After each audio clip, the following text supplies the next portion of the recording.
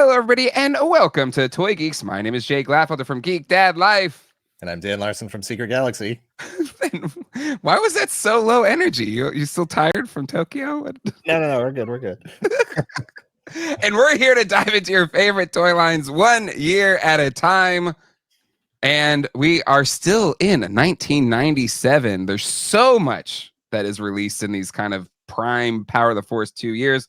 We're breaking into 2 parts, and joining us for part 2, arguably one of the most prolific toy tubers that still cares about Black Series. Huge Star Wars fan, the one, the only, Mike Kaess. Welcome to the show. First time. Welcome. First time. Yeah. Not first time watcher, but yeah, thanks for having me. I was like, no, everything you're saying is wrong until you qualified it with still cares about Black Series. That's 100%.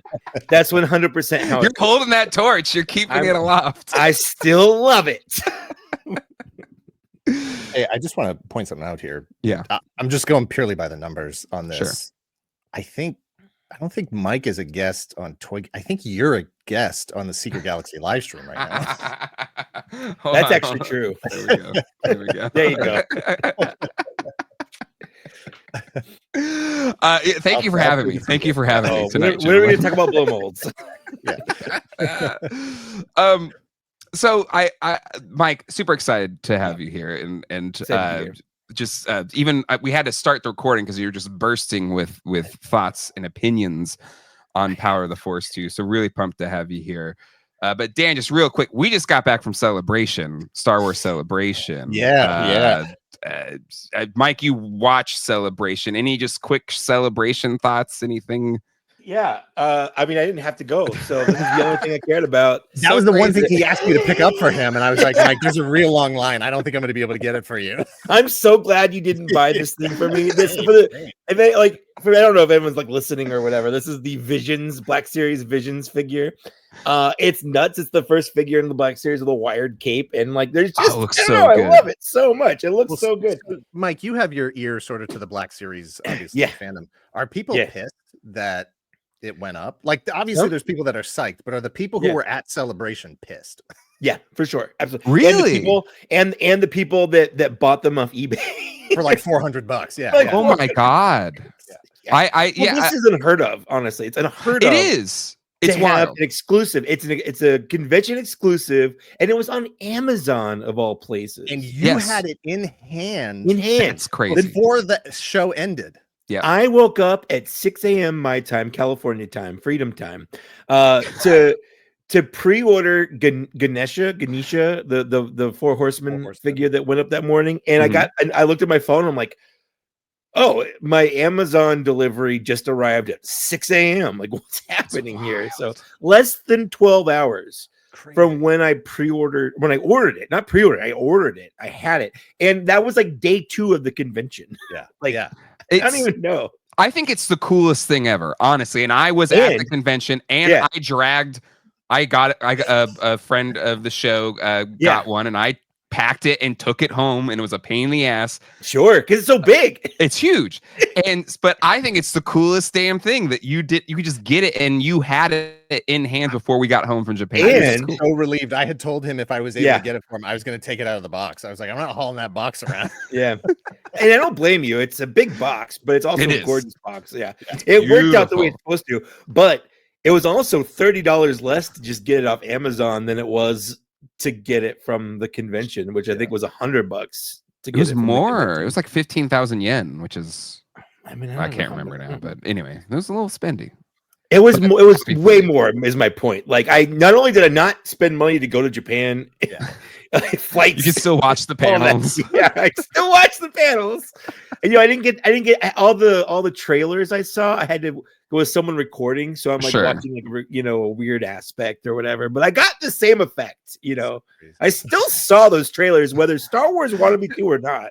To me, like to go to those things, it's less about going. At least now, because I've gone to Comic-Con for 20-something years or whatever. Like, it's more about like seeing people. I'm bummed I didn't get to see you, Dan. Like, the stars didn't cross. It only went one day, but still, like seeing meeting Ryan Dole for the first time, like one of my consider one of my best internet friends, and getting to see him for the first time. And you should have just hung out at the Gundam. I'm sure Dan went to that thing like 20 times while he was there. Twice, yeah. I probably clocked a good 20 hours. Between But so yeah, it's about seeing the people and just kind of being there with the energy and just seeing like what weird things show up and stuff like that. But Dan, how was it for you? Like, was this your first celebration? First celebration, yeah. Honestly, I was expecting more. It wasn't that big. From what I understand, in talking to some folks who've been to previous celebrations, there were not nearly as many vendors as there usually are. I'm sure it was like hard to get vendors there, like that they usually have. Probably. There was like Billy Galaxy, who's at a lot of shows all over the place.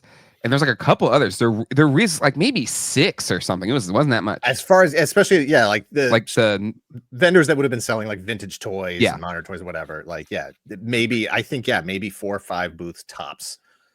And that seems absurd to me. Yeah. Literally, local conventions that I have here in Manchester, New Hampshire have more of a toy presence than Star Wars Celebration did. And that shocked me. Yeah, it shocked me. It really, really did. I was there. I had tickets for all 3 days because I wasn't really sure what my plan was going to be. So I wanted to have the flexibility to go over whenever I wanted to. So I went over on Friday in my Boba Fett. Dude. It was so good. That suit. It's like super dapper, like so like it was a good look. Fantastic. So they call that Disney bounding if you do that as a Disney character. Okay. Because you're not allowed to dress up. You're not allowed to dress up as a character, but you can wear clothes that resemble it. Yeah, exactly. Yeah, so they call it Disney bounding. So you Disney bounded as Boba. Okay, I'll take Star Wars bounding. That's fine. Yeah, you go. I went over on Friday, probably around noonish. And I don't know if you picked up on this, Jay, but it was humid as heck. It was so hot and humid that, like, on my way, it was like a 40-minute train ride from my hotel where I was staying to get to Star Wars Celebration. I had to take almost that entire suit off. Like, coat came off, vest came off. Yeah, everything came off because I didn't want to get there. It was so layered. It was 4 layers. It was like 4 t-shirt, dress shirt, vest, and then jacket. And it felt that way. Like, I had to take it all off so that I didn't the shirt wasn't a different color because it was stoked with sweat, Man. But it was, it was fine when I got there. And then, being at the show, I was like, there are too many people here. This is I heard Friday was insane. I'm glad I didn't go Friday. I heard Friday was too much. Hard to walk around. There was no way I was waiting in any lines to get food or drink or anything. So I walked to the floor for maybe an hour and then I bailed. Yeah. Well, actually, no, I'm sorry. I ran into Ryan Dole. He and I went and got lunch, and then we just left. I left. But I did go back on Sunday. You went Saturday. Yeah. And Saturday was chill. Saturday was pretty chill. Like, it wasn't that crowded. And we were there from I don't know, opening till 4 o'clock or something. So we hung around. Like, my boys love the what's the miniature? Is it Jazzwares? Not Jazzwares. Jazzwares. Yeah. Jazzwares. Galaxy. Yeah. Yeah. And they usually have a play table like at Comic-Con too, and they play there for an hour and a half. Awesome. And that was when Dole and I were just goofing around and running around and looking at things. And then I looked around at the 6 dealers that were there. I wanted to get a Power of the Force 2 figure there. And so this one. So I got this Yoda. Ooh, try logo. Look at that. The Japanese card bag. Very nice. Yeah. Yes. So that was open it up. Yeah. No, I'm glad. This is worth something. No, that's a presentation right there. Do you mind saying what you paid? Yeah, it's the sticker's still on it. This is okay. Dan, maybe you remember the conversion. I forgot it already. It was 1,000 yen. Look it up. Okay, 1,000. It's basically $1 is worth 140% of 100 yen. So it's basically that's $7. Roughly you probably paid about $7-8 for that, which is too much for this figure. It's got a Japanese card. That's cool. Yeah. Yeah, that's only $2 more than it costs when it came out. I saw other vintage shops not related to Star Wars, just around Tokyo, and they had carded figures for $20-30. Yeesh. Yeah, no, you got a good deal. I was kind of bummed, because I also was going video game hunting, and I'll talk about this more on my After Dark, whatever. It was kind of expensive. It wasn't as cheap as I thought the conversion was going to be. Yeah. The collectibles were pricey in Tokyo. Yeah, and Mike and I will get into this more on Saturday when we do our live stream wrap up. There were some things that were definitely higher priced, that I didn't mind paying for. And then there were things that were way lower priced that I didn't expect to get. That Oh, nice. So very nice. Tease, go check yes out Dan and Mike streams Saturdays. And I'll tell Mike right now, we're probably going at 10 Saturday nights. Okay, I'm in. Even though this releases after that stream, so Yeah, go exactly, whatever. back and watch. It's usually at 9. So the stream. Okay, so Mike, we brought you here today because we're talking about Power of the Force 2. It's been I mean, honestly, it's been such a fun series. A lot of fun stories. Like what is firstly, like what is clearly Star Wars is important to you, but like what like how did you arrive to it? Like what's your Star Wars story? Okay, yeah. Star Wars has always been there since I was born in 82. So like I've never known a life without Star Wars existing. But you kind of came of age similar to me in the dark ages of Star Wars. Yeah, for sure. Well, so my first Star Wars experience was like Muppet Babies. Like I never watched it, but like it's in stuff, you know. It's just, they reference it. Like the opening for Muppet Babies has Darth Vader's TIE fighter in the opening, you know. So like I've always known what stuff was, but I never had the context. Like I thought as a kid, I remember we're playing Star Wars on the playground. Yeah. I didn't know what it was because I'd never seen it. I thought all the good guys were Jedi. I just thought everyone was Jedi, but like I didn't know there was only like one Jedi or whatever, you know, because I was a stupid kid. That's not stupid. And now I'm a stupid adult, so it's fine. Be nice to young Mike and no, older Mike. That's a that guy was terrible, and he's bad with my money. Okay. No, so you know, I've always liked Star Wars because it was still, you know, growing up in the 80s, like even though the movies had been gone for a while, like kids still played with Star Wars toys. Sure. I remember my grandfather ran a homeless mission, and sometimes they would get like toy donations. Yeah. And he would let me go in. He'd be like, you could pick one toy. Because like my family wasn't really well off or anything. So he's like, yeah, you can have like a toy out of the bin that someone donated. And I picked up a Hammerhead. I didn't know what it was. I thought it was E.T. Hell yeah. You know, but I'm like, well, Hammerhead is an official toy character in E.T. So that's true. It's true. That's true. So I'm like, this guy looks cool. And then I think later I got a Stormtrooper, but those are the only vintage figures I had. And again, I had no context for who they were or what they were at the time. I just like toys. But sometime in the early 90s, I had a friend that started reading Star Wars books. Okay. Like I remember the Thrawn trilogy had just come out. It was like 90, 91, somewhere around there. Yeah. And he was talking about how cool it was. And I'm like, man, you're reading a big book with no pictures? Like, what is happening? I'm in like third grade or something. Like, yeah, right. I think he also read Jurassic Park. Yeah. I think he was also reading Jurassic Park one time. And I'm going to like this I'm in Memphis, Tennessee. And I'm in this like little like private school that my mom taught at. So we got to go there for free. Anyways. So I remember the first time it was my mom's co-teacher. They were both teaching kindergarten, and she had a son in 6th grade, and I was in like 3rd or 4th grade. And he had all the vintage figures, all of them. Not all of them, but when you're a little kid, having more than like 4 figures, like, oh, you got everything. Yes, wow. Yes, absolutely. Yeah. I hated those kids. I didn't hate them. I just kind of with like a jealousy hate because like for sure. Like, Was it like when young Indiana Jones saw the guy who looked like Indiana Jones? Yes. You know, he's got the hat and the jacket on. Exactly what it is. And you were like, someday that's me. That's me. Well, and it's a little tragic. I'm gonna get a little tragic. Ooh, told you, that's what we do. No. But so we moved away, but he got me into Star Wars. Like we watched Star Wars. He's the one that showed me Star Wars. Like we're gonna watch it on VHS. I've got he showed your first time was with he showed it to you? Yes. My first time sitting down and watching it was with this guy while my mom and his mom were like hanging out or whatever. Sure. He's like, let's watch Star Wars. And I was like, cool. Which time out real quick. Yeah. Isn't it wild how like in when we grew up, like our parents would go hang out with friends and we just have this free time where like anything could happen. Like no cell phones, no like, supervision. There's no. a basement. You go down to the stranger's basement and watch whatever. Like, was it? Can happen. Oh, I definitely watched a bunch of stuff when I was a kid that I definitely knew I shouldn't have watched because when I like Star Wars. Star Wars. They did in the 90. Was it 94, 95? They did those THX release. Yes. VHS with the Yoda. So weird to have on the front. Yeah. Yoda, a stormtrooper, and I think Darth Vader. Like who chose that to go on the covers? And that artwork was like the official shirt art. And that was it. Yeah. And it had, I think that was over the Leonard Maltin interview. Yes, in the beginning. And it was like a little documentary. But that was when I first got the full VHS. It was that as well.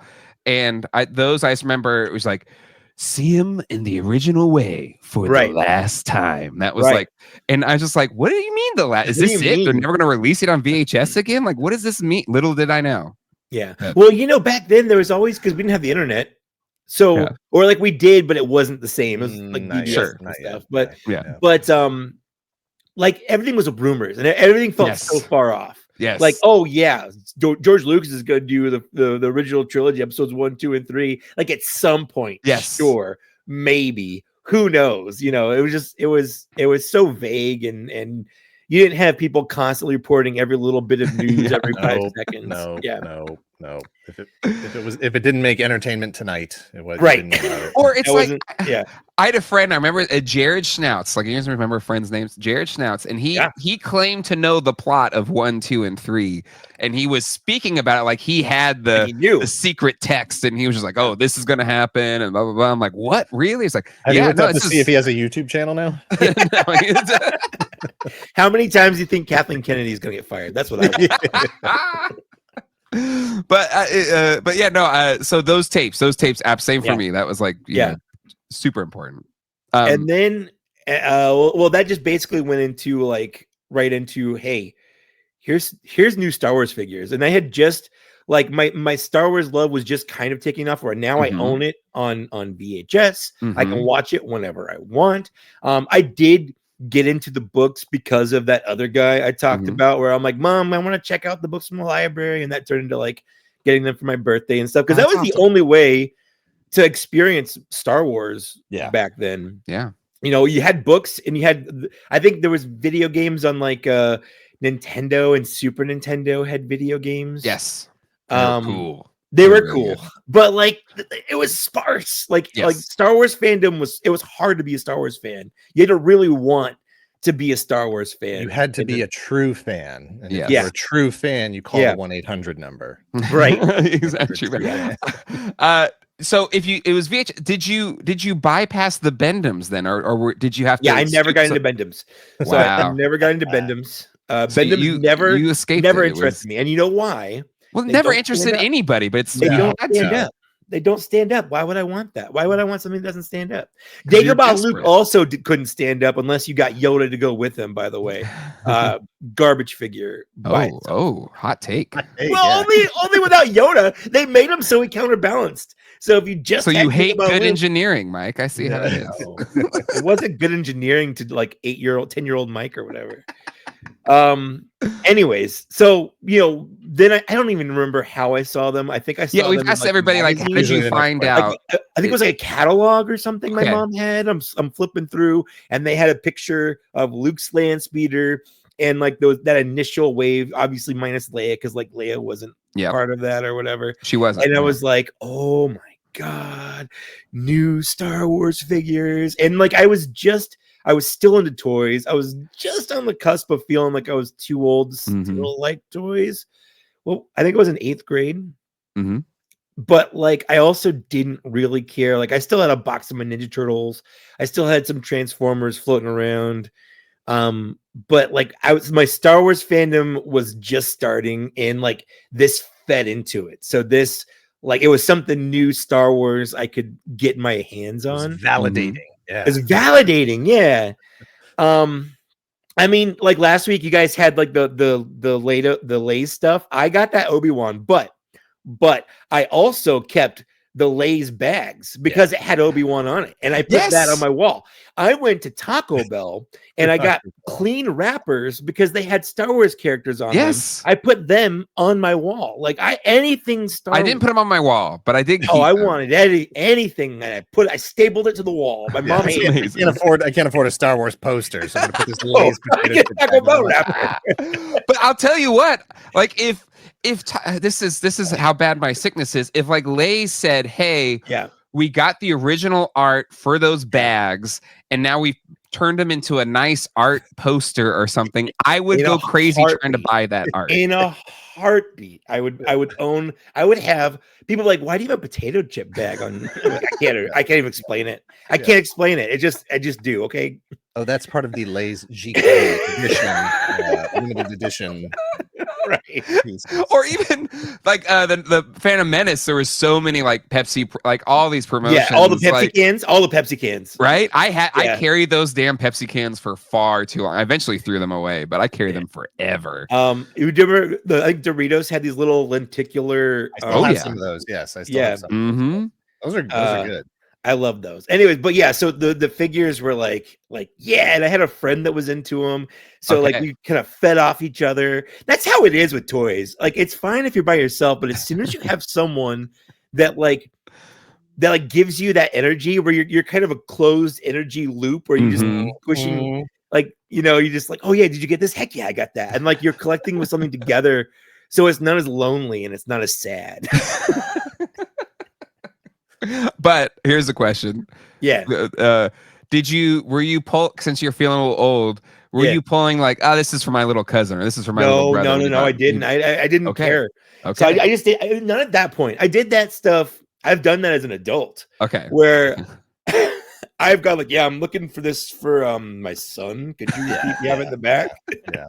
I'm guessing they don't buy that anymore. No. Well, it's somehow been okay when I got married and put a ring on my finger. Like it's plausible that this man who is clearly married could have kids. But it's also a little weird. I always feel a little weird if I'm like the one guy walking down the toy aisle and there's like a mom with like her little kids. Like I don't want to like crowd their space. Get out of here, weirdo. Being this like random 40-year-old man like looking through the toys or whatever. Like no, if there's only kids in the toy aisle, I don't go down the toy aisle. Just go away. No, what I get now is like there's enough people locally that I've befriended either just to go to toy shows and stuff, or people that like watch the show or whatever. It's like, hey Jay, I'm like, damn it, I just want to look and not be judged for whatever I'm buying right now. But okay, so you were you a completist? Were you buying everything? Like what was your approach? Absolutely, from the moment it started, I was a completionist, but I only got one. Okay, I only got one of these. I didn't have the money to like. I was an adult with a job. Yeah, so I wasn't. I was reliant on my parents' birthdays, Christmases. Okay, I did. I did have a job. My first job was when I was 14 years old. I worked at Top of the Bagel in La Costa. Okay. By then I was living here in San Diego. Nice. Awesome. So there was a Top of the Bagel. My mom worked there and she got me a job standing on the corner with like the sandwich board sign. Nice. Yes. Every Saturday and Sunday from like 8 a.m. to like 4 p.m. Yeah. I would have that making $4.25 an hour. That's pretty good. So basically I would math that out as okay, like every hour I'm here, I can almost buy one toy. That's all. Yeah, exactly. Okay, so we then at this point are growing up in a similar area. Where did you hunt? Like where were you getting figures? So I'm in more the North County area. So the East County kids. You went to North County Fair or whatever.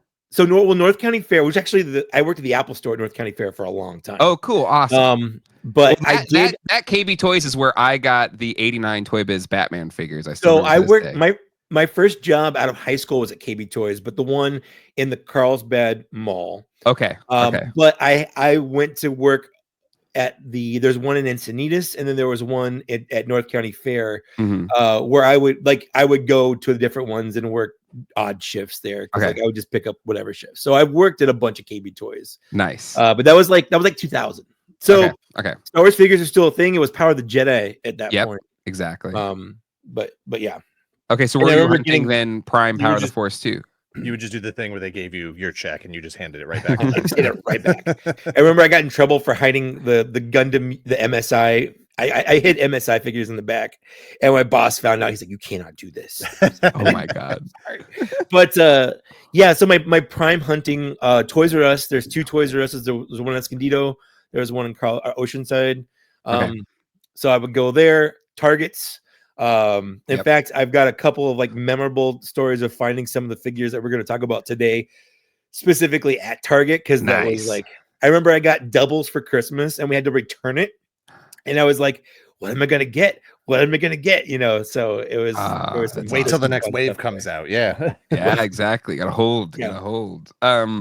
No, I love that. I love that. Yeah. For me, it was mainly KBs at UTC.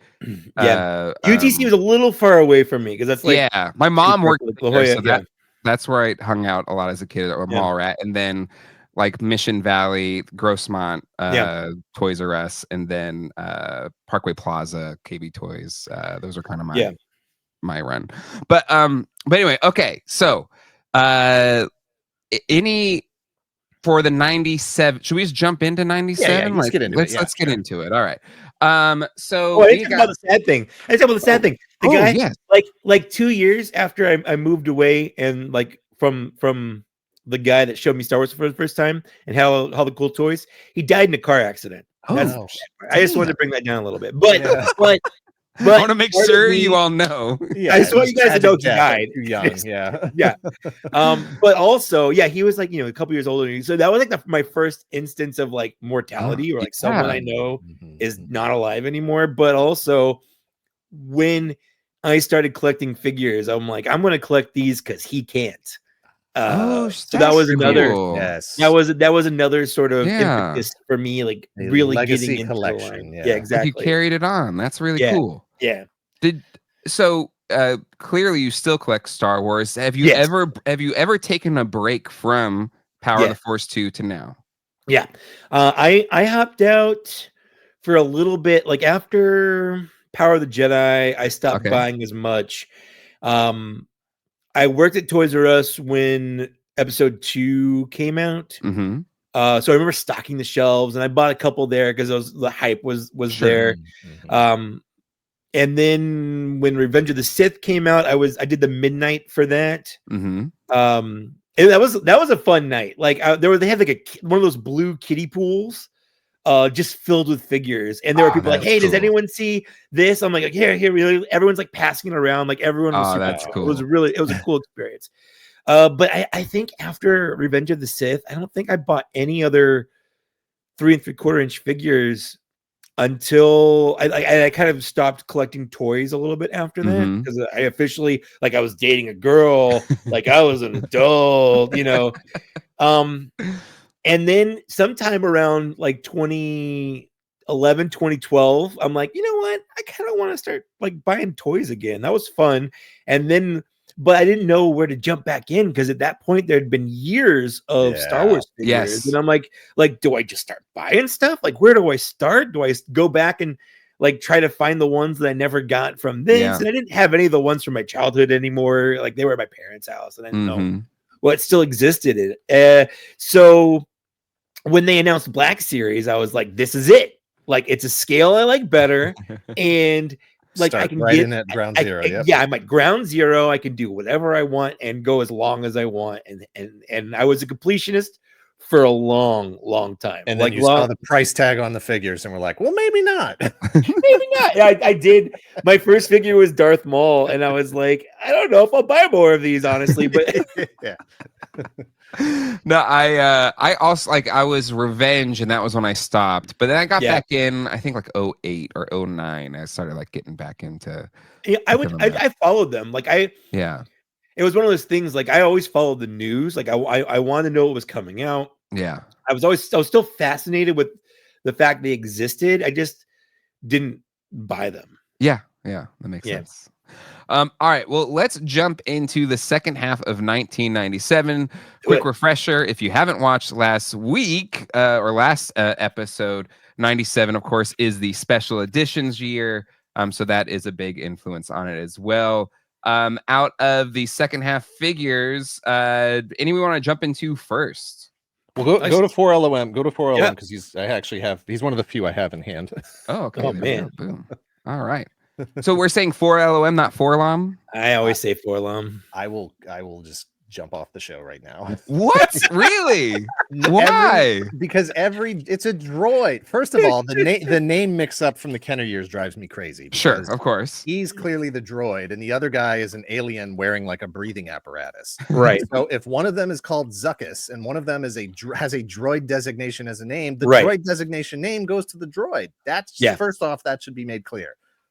Then the names, the sort of cute nicknames usually come from like 3PO, R2D2, Sure. R2, you know, like Sure. I know Chopper is a different example, right? Like that is a visual. You see, what is it? C1, 1P or something like that. Yeah, it spells chop or something. Yeah, right. That's different. So for his name, you read it 4LOM. So if you want to give him a nickname, a 3PO kind of thing, it should be like LOM. Hey, it's LOM, right? Not Forlom. I don't know why I have never even for a second have thought of calling him 4LOM. Not even a millisecond. It's the same thing. Like people say TIE fighter, not TIE fighter, but I'll say sure all day long. I won't say, and I don't say. I say AT-AT. I say AT-AT. I'm an AT-AT. I say AT-AT because I don't say AT, or I don't say AT. I say ATST. That one works. Sure. Yeah. That's all correct. Yeah. Yeah. But it's 4LOM. Just want to be clear. Okay, so 4LOM, for the love of money, is actually what it stands for. For love or money. For love or money. For love or money. The sequel, For Love or Money. It's James Bond, For Love or Money. What does a robot know about love? Yeah, I don't know. Cool figure. He's one of the bounty hunters, so I tend to get all the bounty hunters, you know, at the very least. Sure. And I was psyched when we finally got to the next bounty hunter, because at this point we had Boba Fett, IG-88, and Boss. So now we're the only way to get IG-88 was in that weird two-pack. Yep. Shadows of the Empire, but so did the stance, because he kind of carried over that C-3PO wide. Isn't he basically C-3PO though? Isn't he basically? He is C-3PO? a different. His arms and legs, I think, are different sculpts. I'd have to actually compare the two. I'm not 100% sure, but yeah, I mean, obviously, it's a new head and a way different paint treatment. But I think actually, no, I'm sorry. The arms and legs, I think, are C-3PO. I think the torso is different. The torso is different. Yeah, because it's the legs that really give that C-3PO stance away. But even it doesn't look as wide as C-3PO. It does look a little. His torso is not as wide, no, and that's why I think the torso is different, not the arms and legs. Yeah. And plus, he's got that sort of like, I don't know, 4 boobs thing going. He's got abs. He's got 4 pecs. Like the saggy abs. Saggy abs. I think he looks really good. I love the wash on him. It's weird because this is not what he looks like in the movie. Like this looks like he was in Tron or something. Yeah, like that's why I like him. He's got that. Yeah, I agree. I always love this figure. I love it, and it was one of those things that just like the original Kenner, vintage Boba Fett. I always loved that figure, and it never really registered to me that that's not at all what he looked like in the movie. Yeah. And so this just as a figure, I was just like, it's a cool figure. That's how they decided to do it. So I'm game, whatever. But this is not what he looks like in the movie, color wise. No, I guess not. Like they went real heavy with that like rust sort of treatment on there. That's what makes him fun. That's what makes him a good time. Plus he has his sort of regular blaster, but then he also has this weird like arm. I love the weird blasters. Like who came up with some of these blasters? Like the TIE fighter pilot came with like an absolutely massive, massive blast. Like you can't even hold this one-handed. Yeah. So good. Mike, do you have 4LOM? Sorry, I can't say 4LM. I can't do it. It's you're fighting years of I just can't. We did Crystar. He's made out of crystal. Even though it looks like Star. But anyway, sorry. Mike, what's your 4LOM thoughts? I mean, just basically what Dan said at the time, like this was another bounty hunter. I knew who he was. I wanted him. But like, I remember owning him. I had all of my figures. I just want you to. Were you an opener or 100% opener? 100% opener. So I had all of my Power of the Force figures on a metal display case, like something you'd put out in your garage. Okay. Yeah. But it was wobbly as all get out. Okay. So every twice a week everything would fall over, and I'd have to re-put them all back up. Oof. I put them all up, organized by movie and by alphabetically by name. Oh. And I had them equally. So this was spaced out. So this your is numbers how, were first. this is how I discovered that I am on the spectrum, because I had to have them that way. Sure. Yeah. They had to be on display in some kind of order that made sense. Absolutely. So I think Jay is asking, was this filed under numbers or F? Oh no, this was a number. So he would be under the Empire Strikes Back section, but right at the front, like next to 2-1B. So numbers go first, then letters. Numbers go first, yeah. Okay. Yeah. I think that's how things should go. Otherwise, it's just chaos. Were you, if you're an opener, maybe you didn't care as much, but green card 97 is a transition to green card. Did that mean anything to you? I thought so. I'm like, when Dan said he didn't like the hologram, I'm like, what? Holofoil. Holofoil. They were so cool. I loved them. Premium, yeah.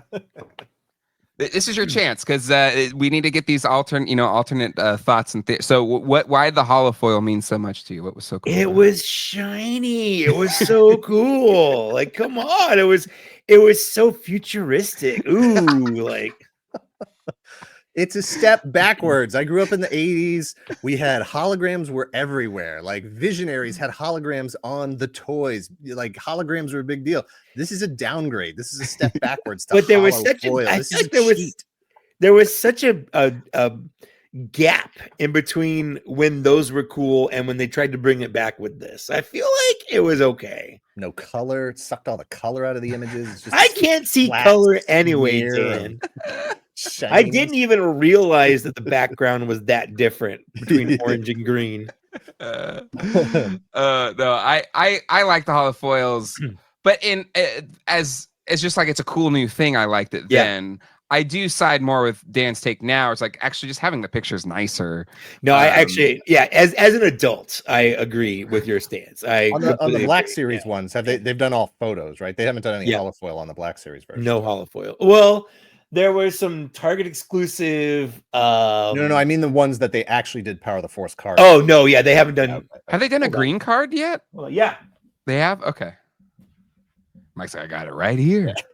Oh no, they did do holofoil. Oh, there. Hold on, I'll make it big here. Hold on. Oh, sorry, wrong one. Sorry. Make it big. But it's not a sticker. That's different. It is. It's got that shine, but that actually has like shine, color but it's got color on it. Yeah, so it's not the same kind of holofoil, but this. Yeah. Okay, are you okay with this? Are you okay with this nice. kind of holofoil? Fine. Yeah, it looks nice. I'd still rather just have a straight up picture. Okay. Without any foil. Let's move on to the next one. Admiral Ackbar. With his communicator, with his like wrist communicator gun, wrist rocket, his assault communicator. Well, okay, is the original one famously came with a stick? A stick. Is this an improvement, or is this part of that 90s absurdity? Objectively, this is an improvement. This is the coolest thing any figure's ever come with, because it clips onto his little fin. Yeah. He calls it a comlink wrist blaster. He communicates with their death. Okay. Yeah, exactly. Yeah, this is a binary form of communication. Yes. Laser, no laser. Pew pew or no pew pew. So when I was in 11th grade, my best friend and I, we recreated Lord of the Flies, but we used Star Wars figures as the characters. Okay. And Admiral Ackbar, Jabba was Piggy. Mm-hmm. Okay. And we taped glasses onto his face. But then Admiral Ackbar was whatever the main character was in that wasn't Piggy. So like it was Jabba and him. Like those were my main characters in our little play that we taped them to rulers. I don't know. Looking back, this had to be the most cringe thing I think I might have ever done in front of people. Is there a VHS tape of it? Heck no. I'm so glad. I'm so glad cell phone video taking wasn't a thing. I assume, was that for class or was it just? Yeah. Yes, fun? it was for Okay. English class. Specifically, it was for English class. Yeah. Oh my god. At least you were prompted into it. Yeah. Yeah, Yeah. exactly. It's like It you're wasn't trying like to a make the random best of thing, yeah. something. Yeah, No, because I and can't imagine you would have picked Lord of the Flies by choice. No. Yeah, exactly. Exactly. No, it was a project we were doing for Lord of the Flies in there, and it was like You made the but, best like, of a bad situation. Don't we feel bad. did, and I remember we got an A on it. Like my teacher loved it, Yeah. but like looking back, I don't. If someone had recorded it, I don't think I could watch it. I really don't. I think it'd have been fun. I was in speech and debate, and we had to do. We videotaped all of our things. It was like freshman year of high school, and 1 year or one of the things we had to like do a movie scene, and I'm a big Ghostbuster fan. It's like, let's do a Ghostbuster scene, and it is super cringe, but I have it on VHS tape. I watched it recently. I was like, oh my god, this little dork doing this nerdy ass shit, and it was great. It was kind of fun. In history class one year, we all had to do a television commercial, and my friend and I did one for a cereal called Superheroes. We made up the cereal. Nice. And so he drew the whole box art for the thing. And then the commercial was, I was the sort of the host of the commercial. Your kids are going to love superheroes. I'm like 13 years old at the time. Yeah. Whatever, trying to do like an adult voice and whatever. But I would love to have that now. And Greg would absolutely cut that into our videos and stuff. Absolutely. Oh, I can't think of all the cutaways he'd have in. Yeah, exactly. Yeah. Was it filmed? Like, is it out there somewhere? It's probably long gone because that history teacher has been also long gone for a while. Okay. And I can't imagine anybody ever decided to save that, particular VHS tape of a 7th grade class and then from digitize it. 1990. Yeah, Yeah. exactly. But maybe somewhat, because whenever I go to like a flea market and there's just a box of just old tapes, I'm just like, what is in here? In theory, it's possible. It's just highly unlikely. Everyone, go check your VHS tape. Hey, if you've been in Middletown or Newport, Rhode Island since 1988, somewhere around there. That's cool. Any other Dan? Any thoughts about Ackbar? Anything? He's fine. At the time I thought all of these figures were upgrades to the original. You get absolutely more paint details, more accurate sculpts. His cool fish head, his cool fish hands. I didn't care about the blaster. I didn't care for. I thought it was fine. Whatever. Kind of an awkward stance on him. He's still got that really, really wide stance. That was the only thing that really bugged me about it. I will say, Mike, you talking about like having them all stand up on a kind of a rickety shelf system. Yep. It's a terrible toy line to do this with because the wide stance is like, it's not Turtles bad, but it was pretty bad. It was tough. It was tough. No stance. I didn't use any like putty or anything. Just I was a dumb kid. What do you want me to do? I had this random metal shelf, and then there wasn't a solution other than that. Okay. Are there any pictures of this shelf? I feel like I needed. I doubt it. I highly doubt it. But still, all right. There's Admiral Ackbar. How about ASP7 droid? Speaking of special editions, okay, it's the ASP droid. No, you cannot. Yeah. You cannot do this to me. the ASP7, whatever. Yes, whatever. The one from the special editions. Yes, isn't that one scene with driving the land? It was a big deal. Again, like it was a new thing that had been added to Star Wars, to the first movie, to A New Hope. Like this was a new thing in there. I don't know why, but I feel like he looks 90s to me. I'm sure that's just me. The association with when it was actually created and inserted. I don't know. I don't really feel like he looks like a Star Wars droid to me. He doesn't. Mm-hmm.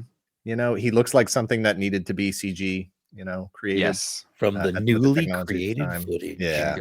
It's got that sticker on it. And I will say power rods, is that what those are? Yeah, this is one of the few figures that didn't come with like an egregious weapon or like a weapon at all. He just came with like junk.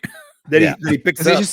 His only point is to recreate that little scene. That one scene, and carrying some sticks. He's just carrying sticks.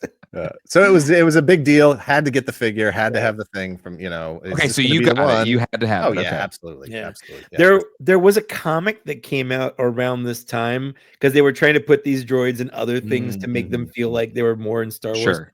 And like I think Darth Vader fought one of these droids when he was trying to heal from. I think it was in the Shadows of the Empire comic. They put I think one of these in that to make Vader duel it after he was like trying to recover from the wound that Luke Skywalker gave him during their duel. Okay, Empire, yeah. Yeah, was this Shadows Empire thing? Maybe I don't know. Yeah. It was the Shadows of the Empire comic. I'm pretty sure. Yeah, that's the writer probably had a stock of these that he needed to offload. They did like, yeah. You're working They're on just trying to somewhere. make it like, stop trying to make the Asp droid happen. Yeah. It's not gonna happen. It's not gonna happen. And you were right. Have they been in anything else after this? No, No. That's the thing. Like, to me, I love the pit droids, and I love that they still show up because I think there's just a really fun design. Even the battle and droids still yeah, show up. Yep. Yes, exactly. This just not and doesn't exist. Does not exist. But he had a figure made of him. So Almost as if it's been erased from the library.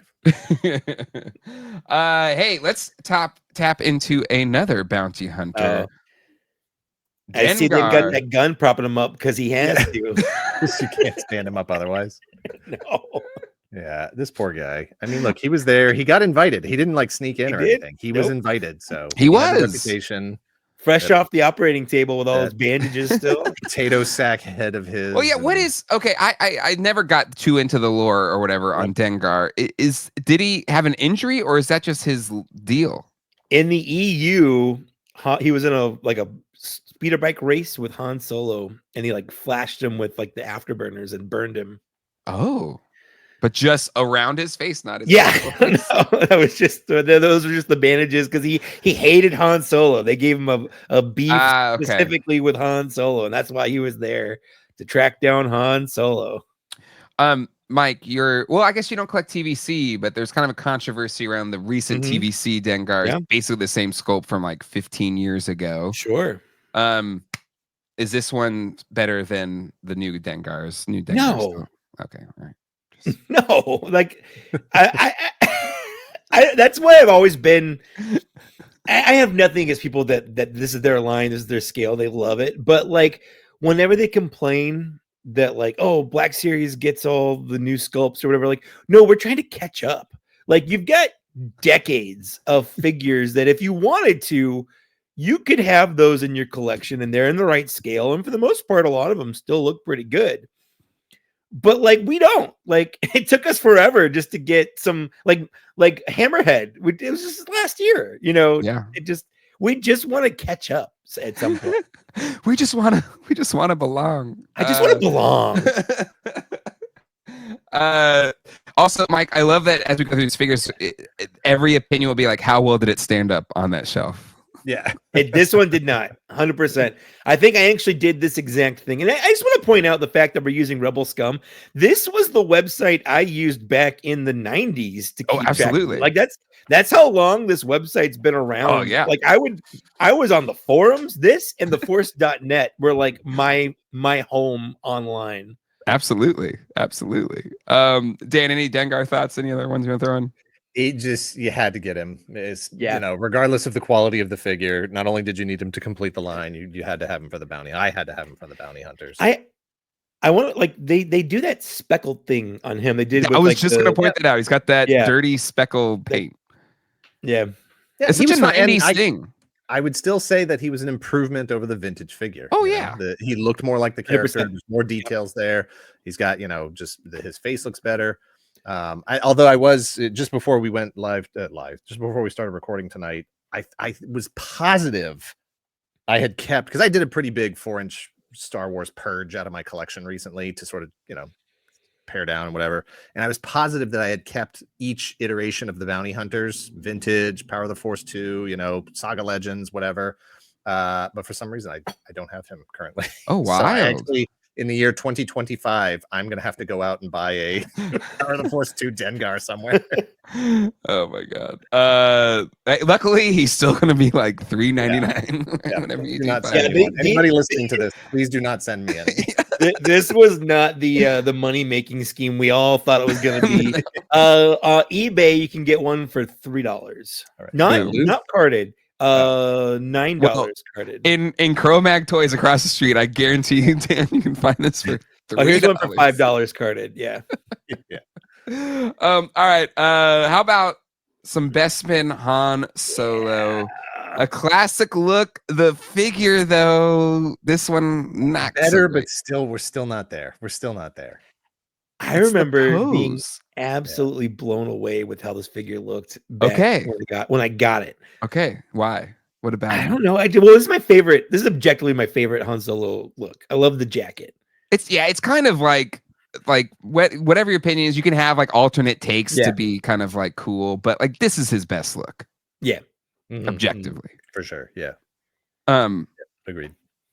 But this is an instance where I think I still like the vintage one better, which is maybe just a wild take. I maybe it's because the jacket's black instead of blue for some reason. It's just seared in my brain. But this was one I actually did not buy because I just did not vibe with this one at all.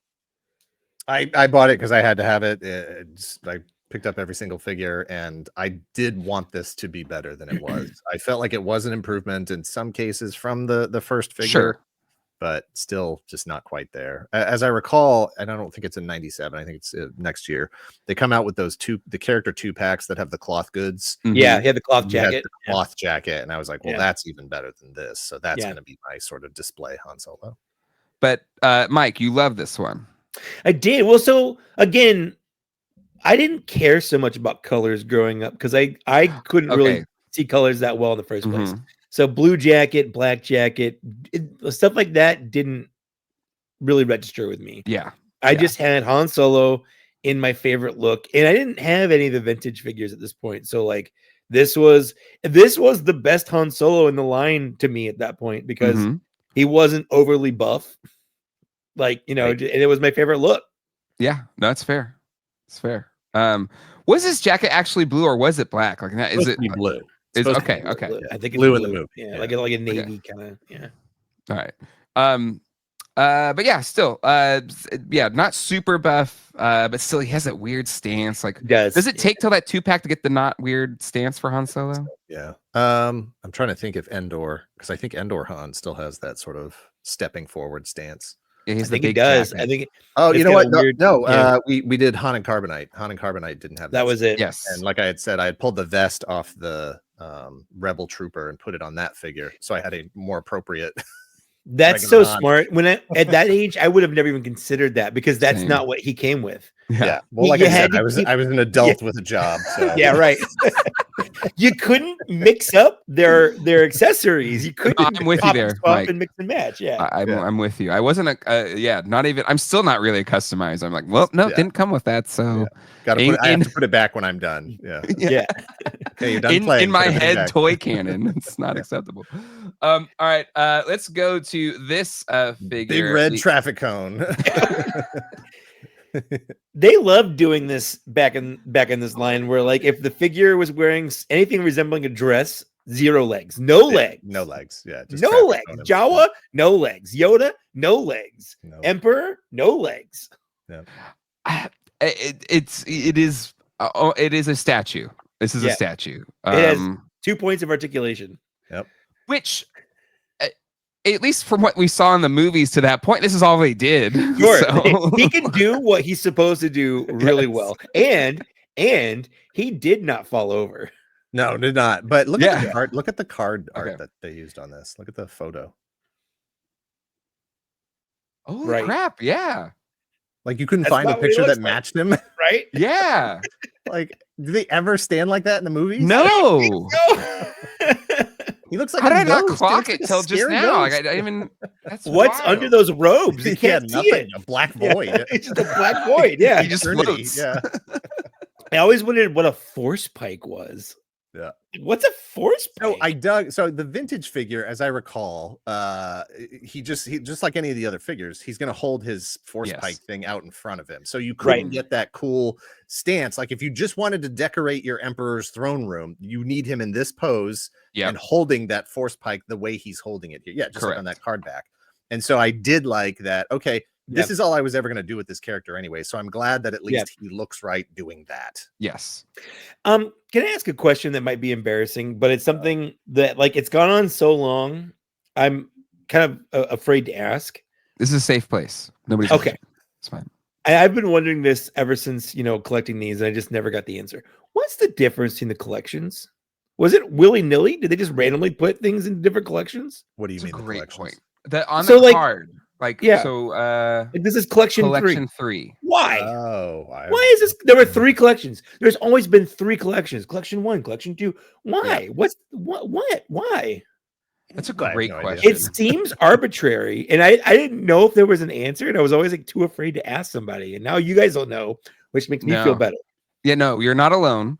What's funny is I don't think he was there. Ran into Jeff Schwergen at the Hasbro booth while we were there. One of the people that made the original line. He had all these crazy stories that we'll save for when we go to the original toy line one day. But yeah, that's a great question. I love to ask a Kenner person, like, what was the logic there? Because even at the time, I was like, Yeah. I don't know what that means, but I don't know what this means. I just know he's in collection 3. Yeah. Cool. And before the comments blow up, I think you said Jeff. It's Jim. Jim. Oh Lord, Jim I'm so sorry. Swearingen. Jim Yeah, Swearingen. that's How okay. embarrassing for you. That's right. It's No, terrible. Yeah. Make sure. Hey, 'Cause stay people are gonna- space. I'm kidding. Not a fan. No, just turn in your Star Wars card. You don't get to call 1-800-TRUE fan. And I'm not 1-800 clearly. fake fan. He was great though. He was really nice. He was really soft spoken and really kind. We chatted with him for a long time. All right. Let's move on to Let's do it. this one. Yes. A big deal. A big deal. Princess Leia Organa as Jabba's prisoner. Mike, what was your thoughts about this figure? Well, I was a horny teenager. I don't know what you want from me, man. How did it make you feel?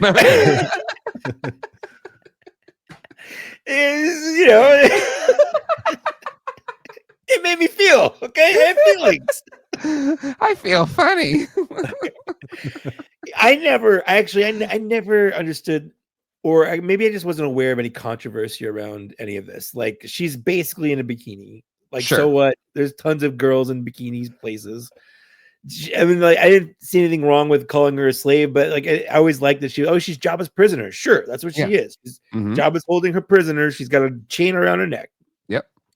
And like, this is an iconic look for her. Like, there's like 2 looks that you could that come up when you think Princess Leia, and like, this is one of them. Yeah, it is very clearly inspired by all of the old, Conan and all serialized that fantasy art, all that stuff. Frank Frazetta, just it's all that clearly. I think the naming makes you ask questions, right? Like slave Leia. Well, what is she doing? Yeah, slaves are made to do things. What is she doing in this? And I think that's probably a good marketing change to not because of necessarily the baggage that comes with the term slave, in terms of historical accuracy and whatever, but in terms of asking the questions of what was she being made to do? What kind of slave? Is she dancing? Is she doing other things? That's kind of weird. So Jabba's prisoner does make more narrative sense in that case.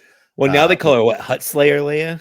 Now it's sometimes is that a fan Jabba's prisoner term? or Hut Slayer. I don't know. I know that was is that an official term? When Hasbro did a poll one time, they labeled her as Hut Slayer Leia. Oh, okay.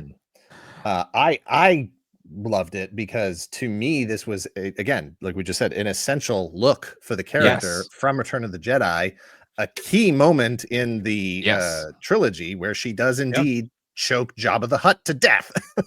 She rescues herself. Yes, she has agency. It's a pretty big deal, and it was a just in terms of like your vintage Jabba the Hutt, throne and Salacious Crumb and all of that huge stuff. Missing piece. This was a very, very big missing piece, and so this was another character that Kenner was fixing. We put Tarkin in, we put Rebel Troopers in, and now we had Slave Leia in there. Now, as long as you've got me big on screen right now. Which card looks better to you? God dang.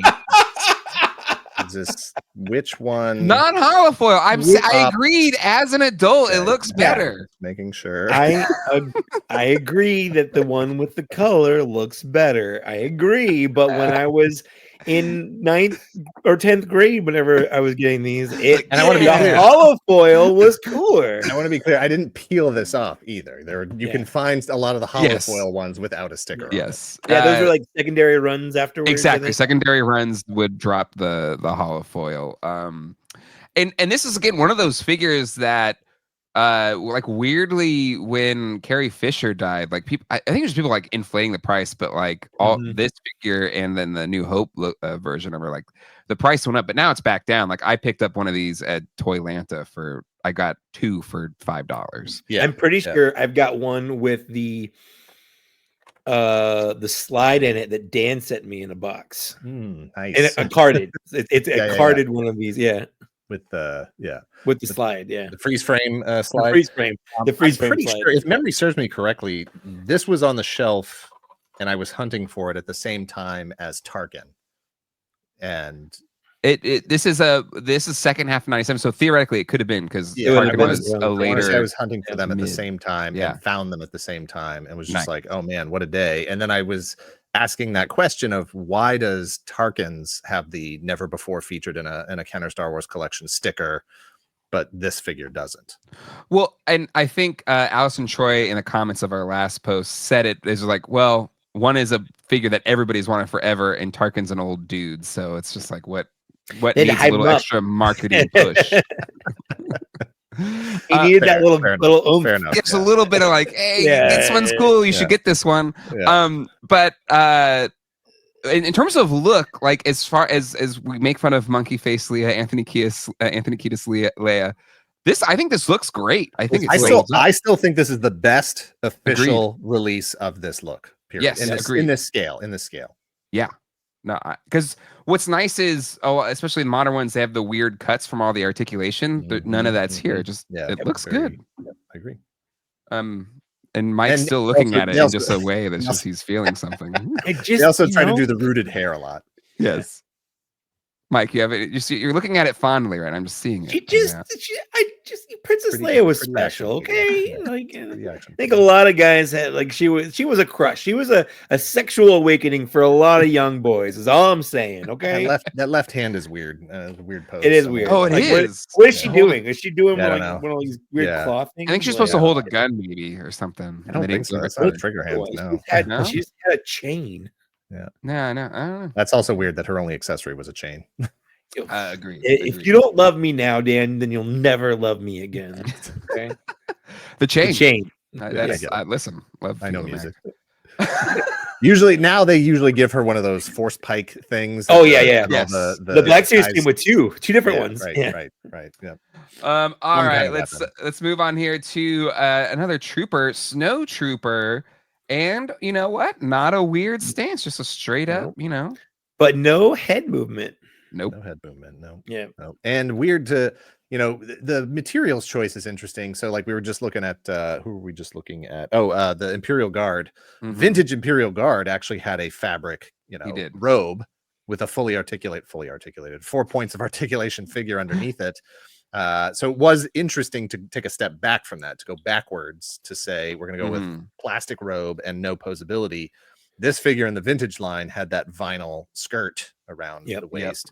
So they went with this harder, plastic, which doesn't limit the articulation because the legs don't go back and they don't need to go out or anything. Sure. But it does prevent this dude from sitting down in any way. Correct. And it's interesting, like with that Imperial Guard, and even here, there's times where they make choices where it's like, well, how do we just get it to look good as you kind of see it in your mind, as opposed to having any posability? Do you think this one, it's a detriment to the figure that he still can't move his head like the vintage figure? No, because they do add a point of articulation at the waist, so he can Keaton Batman it. Yes. Just exactly. No, I was psyched about this figure. I thought he looked great. I thought he looked fantastic. Nice. How about you, Mike? His little backpack, Yeah, backpack's great. Did this one stand up okay for you, Mike? Yeah, it did. I mean, I remember when I got this, I got this at KB Toys, and it was one of those things where you see it on the shelf and you're not expecting to. So I may have made like a weird noise that scared the cashier. when I because he's some of those you back in the day, you're like pushing the cards aside, looking to see what's there. And I saw that. I didn't even know it was out, and I was like, like kind of thing. And then I'm glad you recreated, because I was wondering what you're. I might have been a little higher pitched or more excited, but what's up with his kicks? Yeah, his kicks. He's got some good kicks on. That's for sure. He's got some. I think they're inspired by the shoes from Back to the Future 2. Yeah, Imperial Adidas or something. Yeah. No, he's good. He's solid. Figures with backpacks too. Like this one came with a backpack, which was cool. Yeah. Yeah, it's a big deal. Big deal. All right, let's keep moving on here to EV929. From the vintage line, only the 99. second Yeah. female. It's 99. 99. I don't. We don't have to. Gendered robots is such a dumb thing. It's so stupid. Wow, Dan. I didn't expect that from you. No, but EV99 or 9 to 9. It's Ev 90. Ev 99. Ev 9 to 9. It's cool. I didn't have the Power Force 2 one. This is great. Yeah, no, I was very psyched to get this. You as you can even see in that picture there, legs can be a little bendy. He's got his feet are like standing on. He has to go to the bathroom. And he's just like, can be tough to get him standing and to keep him standing. But no, I was very psyched to get this guy. Yeah, no, looks great. Looks great. Mike, how about you? I mean, every time I hear yes or no will do, like that's all I hear. Yeah, I mean, I love Jabba. Feisty little one. You're a feisty little, yeah. But you'll soon learn some respect. All those lines, man. He's got an action dais. Yeah. Hey, I like the world building pieces. Like, yes. Give him a weird oversized gun he never had in the movie. No. Give him something he did have in the movie, even if it's not a gun. Absolutely. Well, and I use this all the time because I would use a dais. I would use this like a pulpit, but like my characters could do stump speeches from. A lectern, a little. They call it a data pad here on there you go on the website. Yeah, but I dig it.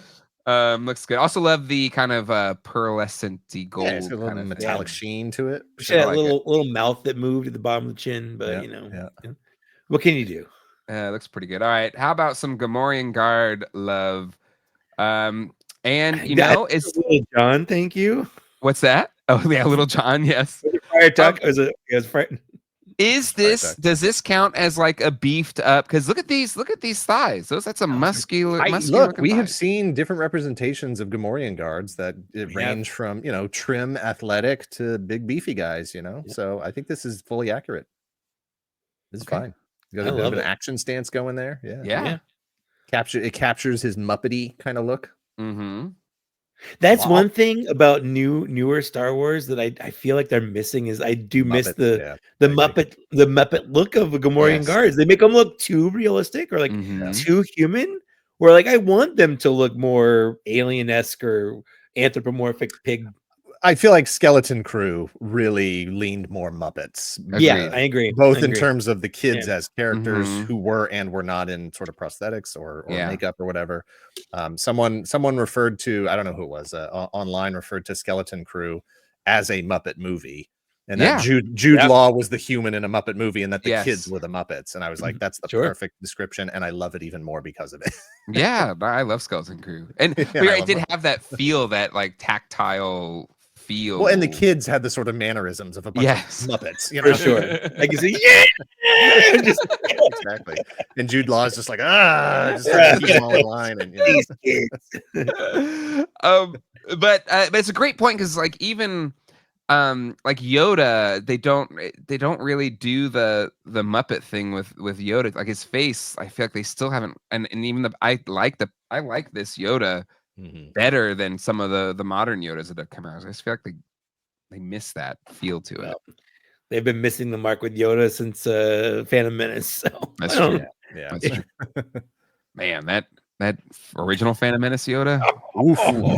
Woof. But I'll tell you what, that trailer, I taped it off TV and I watched it so many times. And it's that line of the fear leads to hate. Yeah. Leads to suffering. What movie did I go see just to see the trailer? Was it Jingle All the Way? I think it was on something. No, I know people did. Meet Joe Black was one. I know that for sure. No, Jingle All the Way was the Star Wars special edition trailer.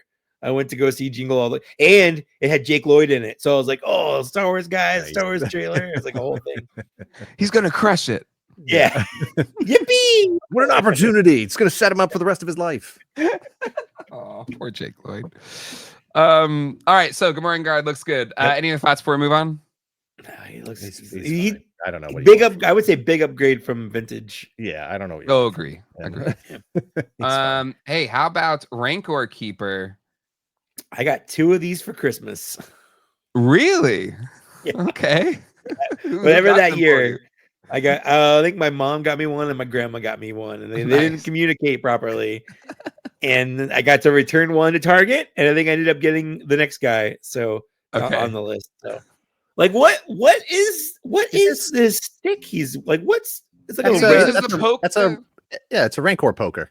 It's Yeah. got like a random triangle coming off of it. Is this the go? Hang on, I gotta look at the Gamorrean Yeah. guard again. Is this the first Star Wars figure with nipples? I think so. Oh. Oh yeah, Gamorrean guard's wearing a shirt. Yeah, I think he's the first Star Wars character with nipples. Honestly, Yeah, he does They all have had nipples. well, not visible nipples. that's what I'm saying. But no, you're right. He has sculpted nipples both on his Yes. arms and on his chest. No, it's definitely nipples. Well, I think at this point, Kenner had already done the Batman Forever, yes, figure. right, So they'd right, already right, yeah. developed the You technology. broke the nipple. Yeah, you broke through with nipples. Have Yes. nipple Yeah. technology. Yeah. Nipples Yeah, were they- mainstream. Yeah. Yes. They Finally used the acceptable, funding actually. from the Batman films that carried over. I think the big thing on this one was you couldn't lose his little head covering thing like you could on the vintage. Right. Yeah, because it was a separate piece. Yeah. Cool. Hey, listen, he was a controversial figure for the Rancor Black Series release. But Too I soon. forgot this is the year they dropped the huge bios. yes, I did want Just a to. picture. Yeah. Yes, just a picture and a little, because that's something that Dan and I talked about in the early way. Like, it was like a full dissertation on each Yeah, character. no, they covered a lot of ground. I'm like, okay, that's enough. We don't need to do that anymore. What if we just did a picture and like how tall they were? Yeah. Which, as a kid, I'm like, what's 1.8 meters? Wait, do they not have feet in Star Wars? No. That's when you learned America had weird. Who decided to make this metric? Like, that's what I want to know. Like, Because that's what it is in space, obviously. oh, it's okay, right. That's what I always thought. I was like, oh, clearly that's what they use. Isn't our system called Universal? Maybe, I don't know. I thought it was Imperial. Oh, Imperial. It's Imperial, which is even even worse. better. Yeah, No, it's even better. or better, depending on. Of course, the Empire would use Imperial. It's dumb. Yeah. Also, this is another one of those, like, it's Rancor Keeper. Malakili? No, it's Rancor Keeper. Malakili. Yeah. No, he's Malakili. He's got a name. Shops at the same hat store as Zartan. Yeah, Yes. it's a nice thing to say on a nice Hawaiian Christmas day. I'm loving these song polls here, Mike. That's what I bring to the table, man. I will say, the Rancor missing its Black Series HasLab funding, having the Malakili taken away from us, and likely never going to get it now, did hurt a little bit. Mm-hmm. I could say it's still sitting with you, like you're still carrying that. I will forever carry a Rancor-sized hole in my heart, and I will bring it up any chance I can, organically insert it into the conversation. This is what's great about very often. This is what's great about not being a Black Series collector, because I got plenty of Rancor options. You have so many HasLabs that you've got. You've got so many Rancors you can choose from. I just want one. So sorry, Mike. I'm so sorry. It's okay. It's all right. Hey, let's go to happier things. You said you exchanged your Rancor Keeper for a Nien. Nien Nunb, whatever. I think officially it's 9. 9. Dan, you're so, I can't. Like, this is a name. I know, but somewhere It's I read pronounced something that was like they had different versions of it, and there was like 1 Num, 2 Num, 3 Num, 5 Num, 9 Num, and this guy was 9 Num. He was no way, really? The 9th Num. Yeah. Oh wow. No, he's German. It's actually just no Num. No Num. No Num. I mean, again, this is an upgrade from the Power of the original. Not Power of the Force, but the original figure. I mean, you traded out your second Rancor Keeper for this one. Was it an exciting moment for you, Mike? It was. I mean, look at him. He's got the co-pilot of the Millennium Falcon, right? That's true. Not a lot. He's not overly buff. He's got a cool looking like face, like with like he's got big dopey ears. Like what do you want from this guy? He's got that weird laugh. I think last year was the first time I learned that he was not a human actor. Yeah, he's a puppet. He's a No. puppet. The whole if you see the behind The whole time? Yes. Stop. No, it's true. He's a puppet. What? He was a Muppet the whole time. Yeah, and like when you see hang on. Let me Here, you can share. I'll plus it in. That's insane. like the guy, there's a picture of the guy on the chair, like holding him up, like the whole body Yeah. and everything. yeah. Here it is. I have to rewatch that movie. What? There you go. Wow. Is that Frank Oz? No, that's not Frank Oz doing No, it. it's No. not. No, it is George But Lucas it's in like- the back it's a little operating the. sweet. Oh yeah, Chef. George Lucas. Look at that. Yeah. Was he in It's the a little eyes or Swedish, something? Swedish It's very chef Swedish going chef, on. yeah. It's Yeah. very Swedish chef. Work. Holy crap. Yeah. Okay. Well, there you go. Mind blown here on this show. Yeah. So credit to Kenner for figuring out what he looks like from the waist down. Yeah, seriously. Now, what we should have now is an accurate 9 where it's like Yeah. Both guys. this both guys. monstrosity. Yeah. No, Lucasfilm is like, no. It was the whole thing. It wasn't That just- was it. That's what he looks like. That is the canon.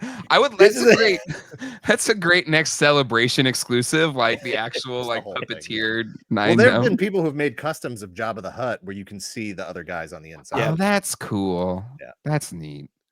Well, I appreciate this figure even more Yeah, now. absolutely. Very cool. Very cool. All right, let's keep moving on here. To Yakface You or mean Salt Murray? Salt Murray. Salt. I don't even put up Salt. I don't know how it's it's actually pronounced seven. Yeah. It's actually pronounced Exactly. Yak. It's actually pronounced yak. Yeah. It's a soft S. Yak faces. And listen, for at least vintage collectors in the US, like there were no yak unless you wanted to spend a lot of money. So this is kind of Dan, from your perspective, because you were very in tune with like vintage figure prices and everything. Was this a big deal from your perspective? It really was a big deal. And honestly, it kind of went in the other direction because they made so many of these guys and he was kind of a peg warmer. Yep. Mhm. And definitely hung around for all the like 3 for 10, clear Sure. outs and whatever. It was probably like 5 for 10, 2 for $5, but whatever. It was super cheap. Yeah. You could just scoop these guys up by the dozens. So I was definitely glad to finally have some kind of Yakface representation in my collection when this guy came out. The weird thing about Yakface is once you learn about that figure, you go like, oh wow, like I need to go find him like in the movie. I want to see where he actually is in Jabba the Hutt scene. And like you guys were talking about, the videos, the VHS came out, and so you had the full screen and the widescreen versions. And once you pull those widescreen versions up and you start pausing to look around, you see all kinds of crazy characters that you did not know were in there. Yes. Just crazy guys. And you find every time the camera changes angle, you're like, pause. What is that guy? What is that guy? Yeah. No, yeah, absolutely. And still a lot of ones that we have not got for our sale barges. We're still waiting for. So there, Mike. See, even TVC has to wait sometimes. Oh no! Bad batch, no. But Yakface did come with the barge. He did come with the barge. And by himself, I'm pretty sure he sold aftermarket for the price of the barge. So. He did. I that's one I regret not getting, even though I have no space for it. But Mike, what's your Yakface thoughts? Yeah. So I will say, even though I didn't collect vintage, I still knew that this guy was special because of that, because I did follow at the time, like I followed Gus Lopez and like their websites. So like when they would post about like, oh, we're getting a Yak face finally, like I was like, oh, I didn't know that he was hard to get in the vintage or whatever. So like I still kind of understood what he meant. But at the same time, I just wanted another Star Wars figure on my shelf. And again, he was all the way at the bottom because he was Return of the Jedi, which was the third movie, which there were only 3. And he was started with a Y. So he was always at the back. And I always felt a little sorry for him. Crazy that they rolled him out so early. I mean, so early. Crazy that they rolled him out in the vintage line at all. Yes. Yes. But crazy that they rolled him out so early in this line. Yeah. Like, what are we're 12 years into Black Series and they still haven't made Yakface? Well, yeah, right? It's funny when we were talking to Jim Sweargen. Yes. Jim. He said people gave us crap that we never did Tarkin, and the reason we didn't do Tarkin is that Lucasfilm gave us a list of characters, and we did 1 through 12 on that list or whatever, and Tarkin was the next one on the list, and that's why they didn't do it. So it was no So it wasn't slight, that he it was just, an old they just man. picked the first whatever, and that's what they made. So it made it the case with Yakface, where it's like this was the list of characters they gave us, and we just picked the top 20 of them or whatever. And that's what we did. Interesting. Yeah. It was kind of funny to hear. Who got passed over so that Yakface could be on that list? Right? Exactly. But all right, let's is that the one more here? Luke in ceremonial outfit. He gets another the medal. one that likes to fall over. This one. He's got that wide stance. Jeez, man, like insane. What's bigger than an A stance? Like a V stance, a W stance? Like what's bigger than an A stance? Yeah, a Y stance. It's almost a split. Like it's insane. I was really excited about this figure though. He looks surprised. Loved it. I loved how perfectly, like, that there was I don't know if it was a Tumblr and Instagram for years, but it was like things fitting inside things perfectly. Just two unrelated objects that just happen to fit inside each other perfectly. His metal fits so perfectly and so snugly on his collar. It's so satisfying. But they didn't do it here in this picture. They didn't. Yeah, well, I don't know. They really effed it up here. It really does fit perfectly. And I never wanted to have it without it on because it fits so nicely. Yeah, you can see a picture there. But it was so nice to finally have this figure after so many years. Like this should have been made in the vintage line. Yeah, for sure. And I love the little sticker, all new likeness of Luke. It was a new head sculpt. It felt like the first new head sculpt That's forever. True. Let's call that out because we have critiqued the Luke head sculpts. Dan, is this a stark improvement? Or? I think it's an improvement, but then there'll be another figure that we get to. I don't know if it's going to be. I don't know if it's technically in Power of the Force 2. It might be in Power of the Jedi. When they go back and do another farm boy. It was Comtech. I think that was the Comtech one. Okay. It was after. I think that's the one that has the floppy hat, maybe. Yeah. That one. Oh no, that was the flashback. That's the flashback one. That's the flashback one. Yeah, there's. I mean, obviously, there's new likenesses coming, but this is definitely an upgrade. The first one was just terrible. I think this is the same head that's on Bespin Luke, and I really like that figure. So we'll talk about that next episode. Yep. And this figure also comes back around with a cloth goods. It does. Yeah, 2 packs. It does. How about you? And Mike? again, I don't think he's got that same wide stance. So no, it's insane. I mean, I think this might be my favorite original trilogy look for Luke. I've always loved the jacket. I love this jacket so much. But I guess for me, it comes down to the jackets. I'm just now realizing that right now. Yeah, jacket guy. These jackets. And I don't really see you wear jackets a lot. This is an interesting. I never do. I live in Southern California. You need to wear a jacket. This is technicnically Bespin Han's outfit. It is just in different colors. Yeah. I wonder if they took that jacket because they're so like whatever about props and just like dyed it blue. Well, his jacket I think is more like this is the same jacket I think that like Walrus Man is wearing. It has that sort of the but his pants it is the Bespin. But no, he just straight up like got a pair of Corellian pants and boots and holster. Well, what's interesting. They had a bunch of like photos of Luke wearing this minus the jacket. Yeah, as his sort of original look in the promotional photos and all those sorts of things. Yeah, it's a cool look. It's a way cooler look than the farm boy look. Sorry to those that love that look. But there rounds out the back half figures for 1997. Just real quick, Cinema Scene 3 packs. Any that we want to dive into or really want all of them? No, Mike, you have to at least go into Cantina Showdown. Yes, okay. Because that's got Dr. Evazan in it. Yeah. This is the only way to get Dr. Evazan and Ponda Bob in a really weird stance. So, I mean, the Walrus Man and Obi-Wan, just put them in the trash. They're terrible. Those stances are terrible. But it came with the first ever only? Is that still the only Dr. Evazan? Oh no, they finally made him in Black Series at least. We have him didn't we have him in TVC too? There's a new one coming, but I think he was one from a previous. I think they're just re-releasing one that's already been released. So at least twice. Yeah. But no, I was very excited to finally have a Dr. Evazan. Yeah. For that whole scene. Do you think the stance is just so it can kind of fit more vertically in this little stand? It's No, terrible. I think they really were just like, oh, you guys don't like action poses? How about these? Like, I think they really just wanted to push the action sort of sensibility. I do this, think at least. they tended to put them in these cinema scenes into weird stances. Like, I remember because the only way to get Uncle Owen for a while was in a cinema scene, and he was also in a weird stance. And then just to hit on the other two, the Death Star escape was nice if you didn't get the mail-in Han. Is what comes with the gun.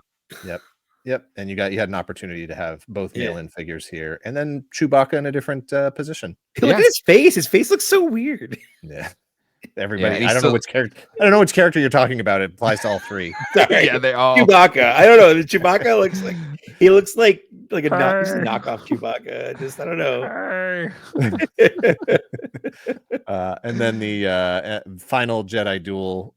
You got that gives you the Emperor's throne and the Emperor in a sitting position. Yes, this is the only way to get that. Yep. So you can toss the other two figures again. These two figures practically useless. Like, and then that Luke was the only way to get that look of Luke as well.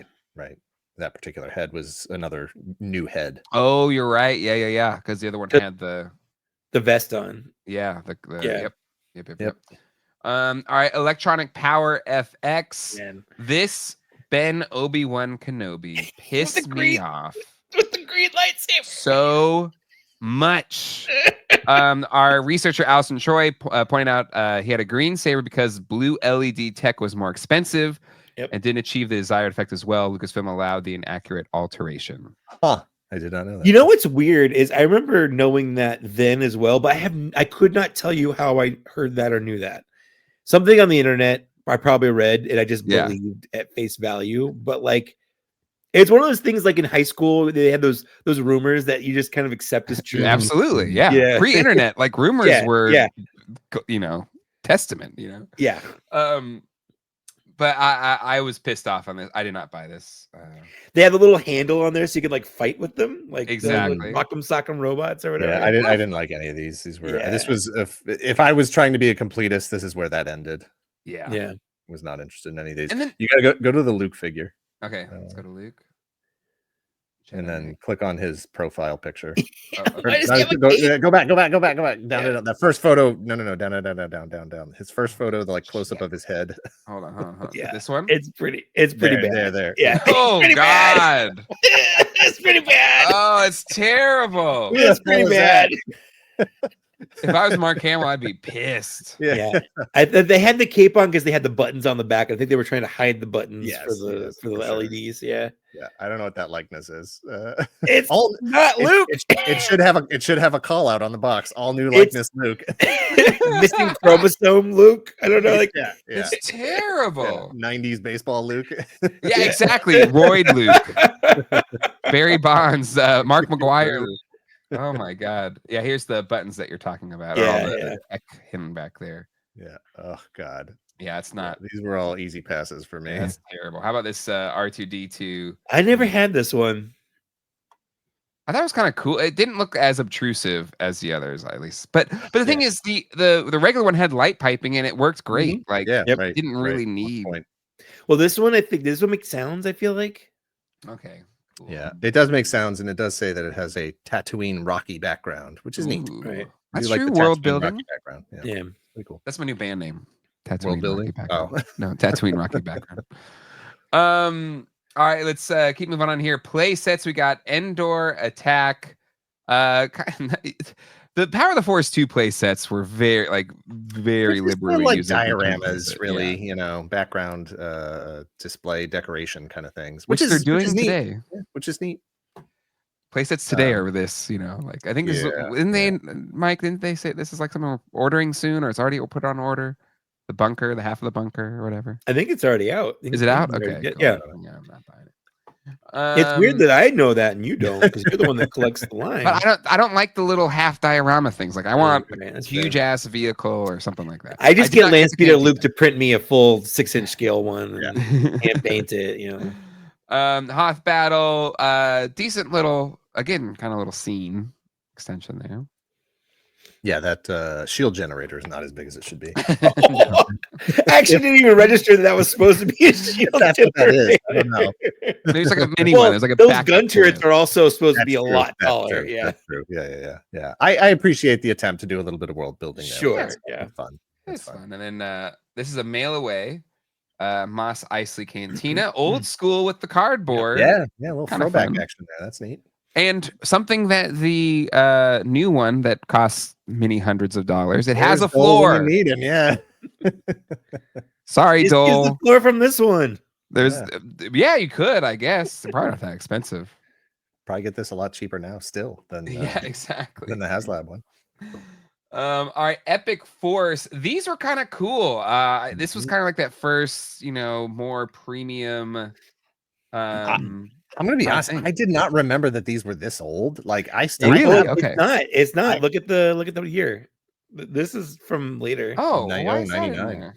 I don't know. Oh, Allison, what's going on All right, here? but I would have said like 2005, 2008, somewhere in there. Not even Because I remember I remember the prequel ones more than this. Yeah. Well, we can jump to collector's series. Yeah, then. let's do it. All right. So, Dan, you had a lot of love for collector I series. did. Yeah. Were you still rocking them at this point?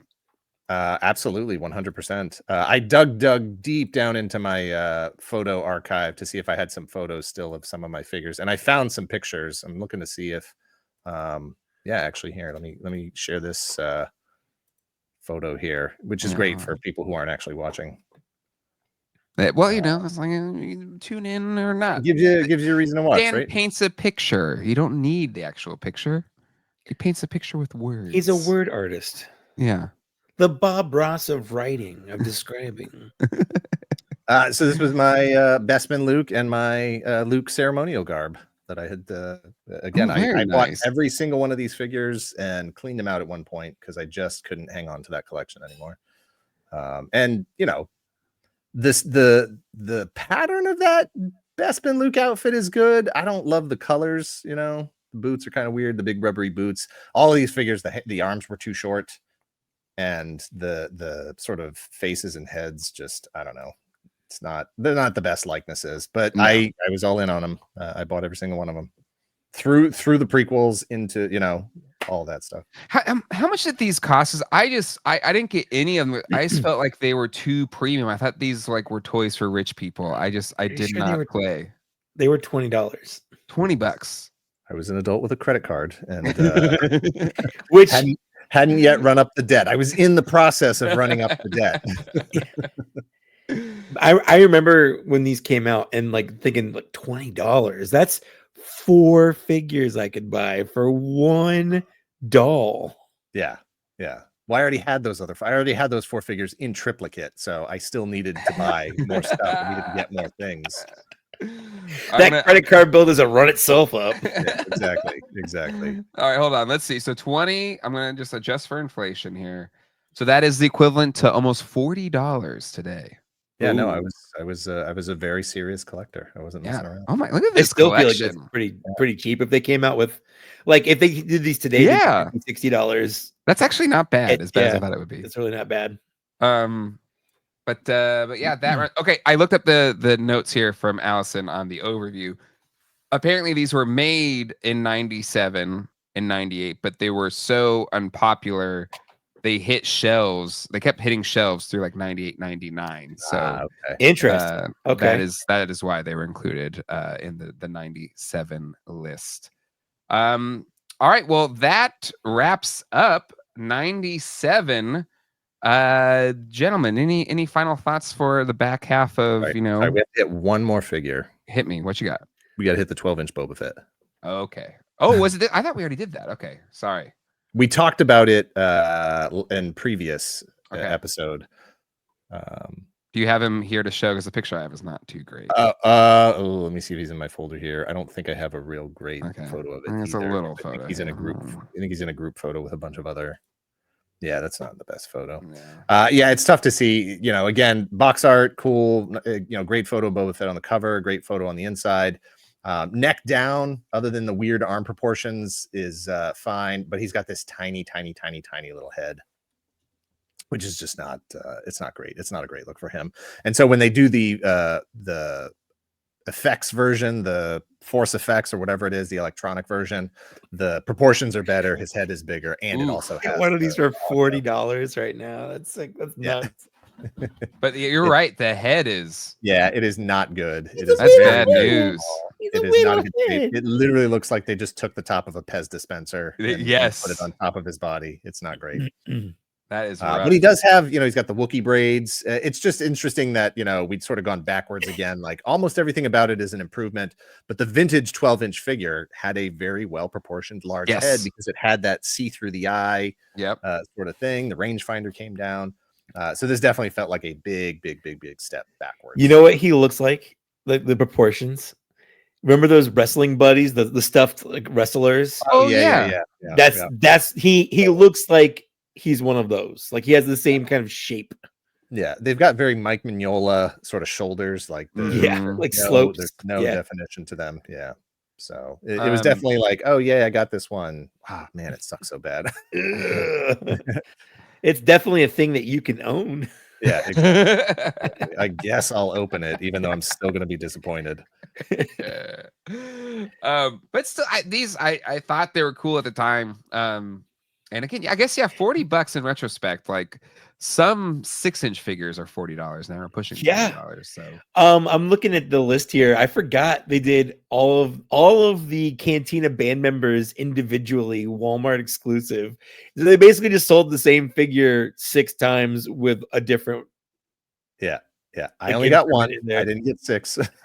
So in terms of being a completist, I did have to draw the line there because I wasn't going to drop that much money on Cantina Band members.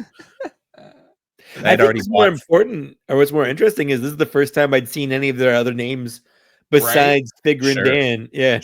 Yeah. We had talked about the mail-in of the regular sized figure. Yeah, having to buy 6 or 8 of those or whatever it was. I just bought the one. I made him hold all the instruments at the same time. Yeah, he's playing an acoustic solo. Yeah. Well, his Omnibox was like a handheld thing. Like it's supposed to be like a sitting down and thing. Okay. Yeah. Oh, we almost missed the collector fleet. This is like one of the few times we've gotten the Rebel Blockade Runner. Exactly. Yep. And I still have one in my collection. It's a great little ship. Yeah, I see it every once in a while, but it's not something I picked up then or now. Actually, I think my oldest son Zach took it because he really likes that ship. So I was like, sure, you can have it. Star Destroyer looks pretty solid. I guess it comes with a figure. Yeah, there you go. Maybe I don't know. Maybe they're standing. I don't think it did. I think the figure was just there for scale. Yeah, it just did. Yeah. And then Super Star Destroyer. I don't think I've seen this. I kind of want the Super Star Destroyer. Yeah, it's interesting that cool. I think I always thought these were part of Galoob's action fleet. Same. I didn't actually realize this is separate. Yeah. Yeah, these were Kenner officially. Well, it reminds me of, Playmates did these with the, like, you can get the Enterprise D, but it doesn't scale with the figures, but you can get it. Yeah. A lot of the ships don't even scale with each other.